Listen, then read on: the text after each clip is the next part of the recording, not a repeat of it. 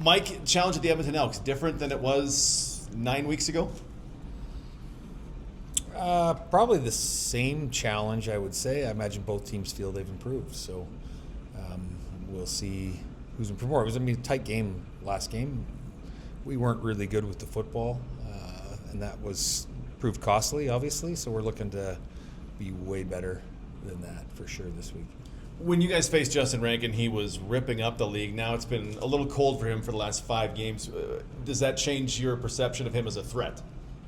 No, it only takes one opportunity, right? It's like the lottery, right?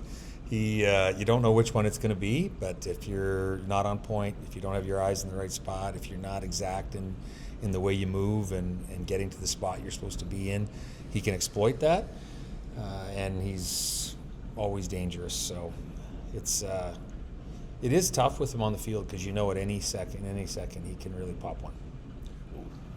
What does that ask of defensive players individually? Yeah, once again, just be right. In theory, stopping the run is all 12 guys on the field hustling to the football, and this game it's probably even more important, right, with him because he's explosive, he's tough, he's very, very shifty, hard to tackle. As a solo tackler, you'd like to have your buddies with you. Defensively, what challenge did the Elks present? Yeah, they seem to be playing extremely hard. They're physical. They can offer some different looks in pass coverage that you got to be on point looking at. So overall, they play well. What do you want to see from your club as we head into the second half of the season? What's the next step? Being more right would be important. Obviously, we always want to play a physical brand of football.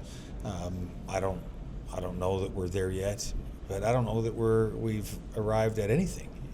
I think it's a constant battle to improve. I think the minute you believe you arrived, you're going to get beat anyway. So you're always striving to be better. I think in a big picture sense, you'd like to be as a group. You'd like to be more right more often as we get further and further along in the schedule, and I think we're doing that. Once again, I've said it before. We're not really working on the big picture stuff much anymore. It's the really fine details, and we're getting closer and closer to being right on those. So there's a lot of, if you talk to the guys in the room, there's a lot of belief that if, in a way, it sounds negative, but if we can just get out of our own way on some things, we're going to be okay. Do you get that sense from them too, that if you clean up some things, that this can still be a really good football team? I would never not believe that. I don't even, to the point where you saying it, I wouldn't even think that,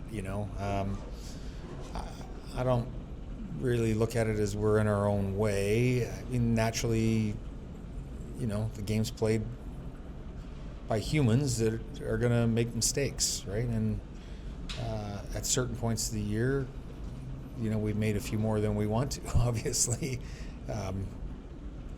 I guess the other way to spin that is that there's a belief that everything is there that in the room that they need. Yeah, once again, I absolutely feel that the guys have a good understanding of that, and they always have.